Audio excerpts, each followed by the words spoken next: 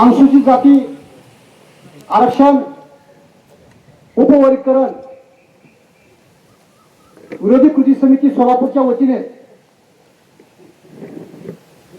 या ठिकाणी बैठकीचं आयोजन करण्यात आलेलं आहे। सोलापूरमधील विराट मोर्चा यशस्वी करण्यासाठी आज कर्माच्या बैठकीला आवर्जून उपस्थित असलेले दलित चळवळीचे सोलापूरचे जाणते कार्यकर्ते नेते ज्यांनी विद्यार्थी संघटनेपासून सोलापूर शहरामध्ये आणि जिल्ह्यामध्ये एक मोठं काम करण्याचा उभा करण्याचा जो प्रयत्न केलेला आहे ते आमचे मित्र माननीय बबलू गायकवाड साहेब, सोनकांबळे साहेब, बनसोडे साहेब, प्रवीण कांबळे साहेब या ठिकाणी आवर्जून उपस्थित राहिले, आपल्या सर्वांना मार्गदर्शन केले। आरक्षण आणि उपवर्गीकरण हा जो विषय आहे हा अतिशय किचकट विषय आहे, परंतु त्यांनी सोप्या भाषेमध्ये हा विषय या ठिकाणी मांडण्याचा प्रयत्न केला। विचारपीठावरील सर्वच मान्यवरांनी या ठिकाणी सुप्रीम कोर्टाचे जे निरीक्षण होतं त्यावर या ठिकाणी मत मांडण्याचा प्रयत्न केला। आरक्षण व्यवस्थेवर उठाव करणारी जी ब्राह्मणी व्यवस्था आहे त्या ब्राह्मणी व्यवस्थेच्या विरोधामध्ये देखील या ठिकाणी चांगल्या प्रकारे चर्चा घडून आणली। या ठिकाणी डॉक्टर बाबासाहेब आंबेडकर जिवंत असताना डॉक्टर बाबासाहेब आंबेडकरांना विरोध करणारी जी RSS नावाची संघटना आहे ती बाबासाहेब आंबेडकर जिवंत असतानाच या देशामध्ये कार्यरत होत होती।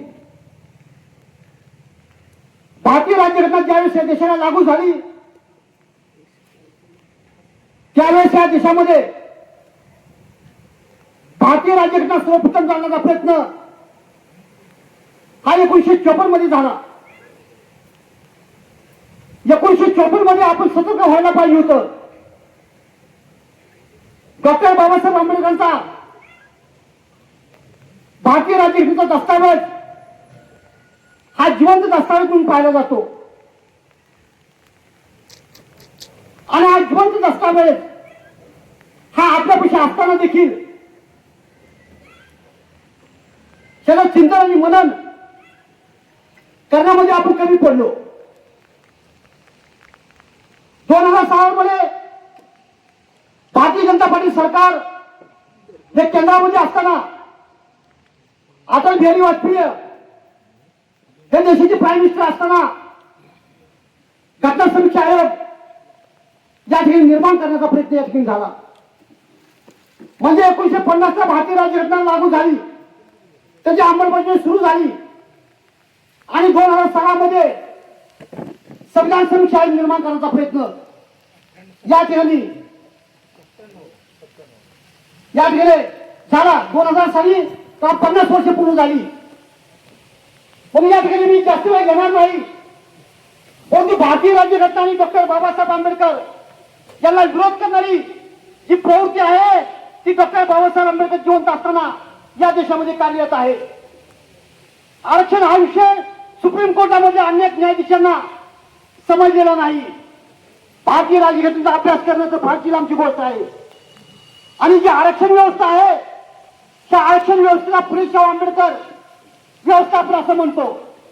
कारण राजश्री छत्रपती शाहूजी महाराज, राष्ट्रपिता महात्मा ज्योतिबा फुले आणि डॉक्टर बाबासाहेब आंबेडकर हा आरक्षणाचा 108 वर्षाचा इतिहास या ठिकाणी मानला जातो। म्हणून आपण फुले शाहू आंबेडकर अशी चळवळ म्हणतो. त्यामध्ये शिवाजी महाराजांना जोडता येत नाही, त्यामध्ये बुद्ध आपल्याला जोडता येत नाहीत, अनेक महापुरुषांनी जोडता येत नाहीत. त्या ठिकाणी केवळ फुले शाहू आणि आंबेडकर ही आरक्षणाची एक चळवळ आहे. त्यामुळे या ठिकाणी मी सर्वांना या ठिकाणी आव्हान करणार आहे. पाऊस या ठिकाणी चालू आहे. पावसामध्ये आपण सर्व भीम सैनिक या ठिकाणी राज्यघटना वाचवण्यासाठी आरक्षण व्यवस्था वाचवण्यासाठी थांबत आहेत. माझे या ठिकाणच्या रेकॉर्डिंग वर सांगणं आहे की कॅमेरा असं फिरवा की सोलापूरच्या मोर्चा संदर्भात करमाळा तालुक्याची जनता ही किती आतुरलेली आहे. सगळ्याची इच्छा होती की या ठिकाणी मोर्चा मोठ्या प्रमाणात झाला पाहिजे. 27 तारखेला जो मोर्चा आहे हा या पावसाने दाखवून दिला आहे की पावसामध्ये या ठिकाणचे 400-500 कार्यकर्ते थांबून अंगावर पाऊस घेऊन या ठिकाणी मोर्चा यशस्वी करण्याचा प्रयत्न करत आहेत. या ठिकाणी मी अधिक वेळ घेणार नाही, पण या ठिकाणी मी आव्हान करणार आहे. या ठिकाणी मला जास्त बोलायचं होतं. आरक्षण व्यवस्था काय आहे, ब्राह्मण व्यवस्था काय आहे, डॉक्टर बाबासाहेब आंबेडकरांची आरक्षण व्यवस्था या ठिकाणी सांगितलेली आहे. ती आरक्षण व्यवस्था ही फंडामेंटल राईट्स मध्ये आहे. 15 खंडपीठाचा जो निर्णय या ठिकाणी घेण्यात आला आहे, त्या 15 खंडपीठाचा जो निर्णय होता त्यामध्ये स्पष्टपणे नमूद करण्यात आलेला आहे कि भारतीय संविधान के बेसिक स्ट्रक्चर में परिवर्तन करने का अधिकार किसी भी गवर्नमेंट को नहीं है. हा केशवानंद भारतीचा निर्णय आहे आणि तो 15 खंडपीठाचा निर्णय आहे. 15 खंडपीठाचा निर्णय असताना 6 खंडपीठाचा निर्णय त्याला कसं काय जाऊ शकतो, हा एक चिंतनाचा आणि समीक्षेचा विषय आहे. म्हणून या ठिकाणी मी विनंती करतो. पाऊस जोरदार चालू आहे, आपण या ठिकाणी थांबलेला आहे. आपला अधिक वेळ घेत नाही तर 27 तारखेच्या मोर्चाला आपण सर्वांनी या ठिकाणी उपस्थित राहावे.